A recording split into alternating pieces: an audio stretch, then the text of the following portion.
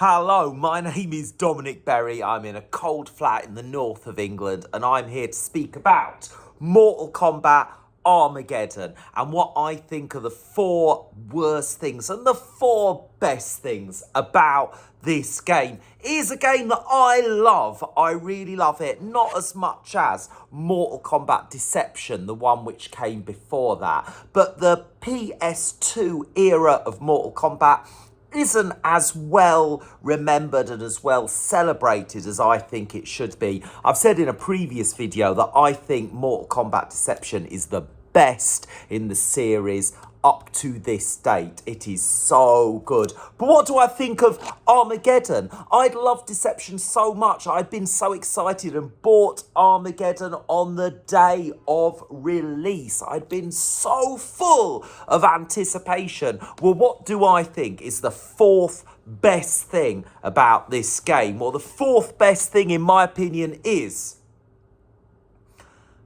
so many characters. Of course, it is a joy to have nearly a full roster of characters in this game.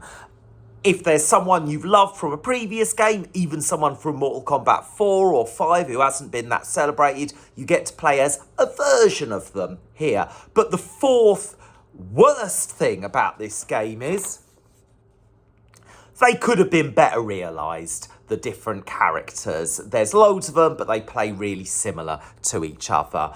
The 3rd worst thing about this story, in my opinion, is the story. So I think that Mortal Kombat Deadly Alliance and Deception really set up brilliant new protagonists with Shujinku and the Dragon King. And this just wipes all that away. We don't see much of Havoc. We don't see much of Naga, the Dragon King. I was disappointed when I bought this and I was expecting the continuation of that saga. And they're just relegated to background characters. I was like, oh, who is this Taven guy? That said, I think the 3rd best thing is that Taven guy. He's generic, but it makes him a bit of an everyman. And Conquest mode is an action-adventure story which is worth playing.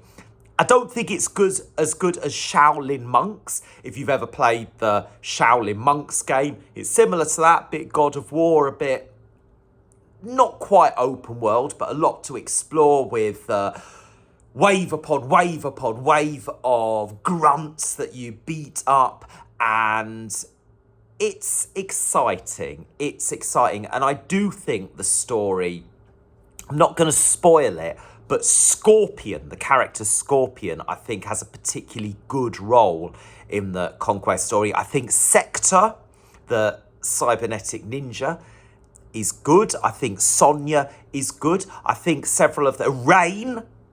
Rain, they promote him in the story mode. It's worth playing. It's worth playing. It's fun. At the end of the day, that's the most important thing, isn't it? Is it fun? The 2nd worst thing about this game is create a fatality. So fatalities, the finishing moves, are one of the best things about Mortal Kombat, and you just get every character generic, head rip, heart rip. You just bash away at the buttons and it's not that good, really. But the 2nd best thing, really good and unique to this game, no other game has done it, is create a fighter. Now, with the new NetherRealm games, they've done customization of costumes and even special moves. But to build a character from the ground up, to choose their gender and size and weight and facial features and have a full array of all different moves, martial arts styles. I'd begun in my real life to practice Taekwondo, and to have Taekwondo as a choosable style and give any character a version of Taekwondo along with fire moves or teleports or whatever. No other Mortal Kombat game has done that. It's really good, honestly. The create a fighter is brilliant. I really, really, really recommend getting that game. It's the second best thing about it. But what's the first worst thing? Well, I touched upon how Taven, the lead character who we can see leaping around there, he's not got the biggest personality, and I wish there'd been less Taven and more Raiden. Now, Mortal Kombat vs DC was the next game after this, but to skip over that because it's not part of the canon, it's not part of the storyline, Mortal Kombat 9, the next canonical, if that's the word, game, starts with Raiden and Shao Kahn having a battle.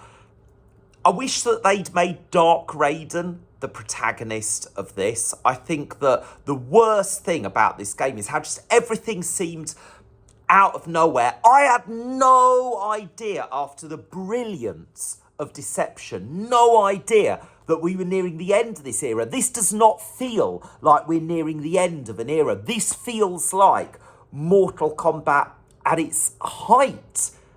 And then to have all of the groundwork of this brilliant, brilliant, brilliant best game of the series thrown out. And to conclude with, like, Blaze, I know he'd been a secret character in Deadly Alliance, but for all intents and purposes, Blaze is a new... Don't bring Blaze in, have Shao Kahn. If this is going to be the end, let's make it be about Raiden, who's been there at the start. Sure, Liu Kang's now a zombie. I'm behind that. I'm behind Liu Kang no longer being the protagonist. But Raiden, something that I think, controversially, they do right in the Netherrealm era, is really develop Raiden. Mortal Kombat 9 with his amulet, fretting about is he doing the right or wrong thing, the power on his shoulders. I think they really do well, and they hint at that in the Conquest mode. You get a moment where Taven meets Raiden and he's like, oh, I'm Dark Raiden now, I do bad things. And that's good. I wish you played as Raiden. I think if this is going to be the end, let's have it be the end with characters we know and care about. I think it's the worst thing that the end is just bringing in a whole load of, Dagon, the dragons. Like, who are they? Who are these jokers? I don't care about them. But the best thing, even better than the brilliant creator fighter, even better is Mortal Kombat. Now, this is a little side game like Mario Kart, but with violence, and no other Mortal Kombat has it, and it is superb. Could it be even better? Yeah, it could. Could it have more tracks, more races? Yeah, it could. But that does not mean that if you bring a friend over to play Mortal Kombat with you, you're not going to have an absolute blast. Even single player mode, it's really fun, and no other Mortal Kombat has done anything similar. Whereas Conquest, we have got Shaolin monks. You know, the fighting obviously is in every single Mortal Kombat. Mortal Kombat is unique, and really, if you can pick up a cheap second-hand copy of this and just give the mad racing a go, I do not think you'll be disappointed. I think you'll love it. So what do you think are the best and worst things of this game? Is this game even worth checking out? I say it is. As disappointed as I was with the franchise coming to a point where they threw out so much of what was good, I still love this game. I still play this game.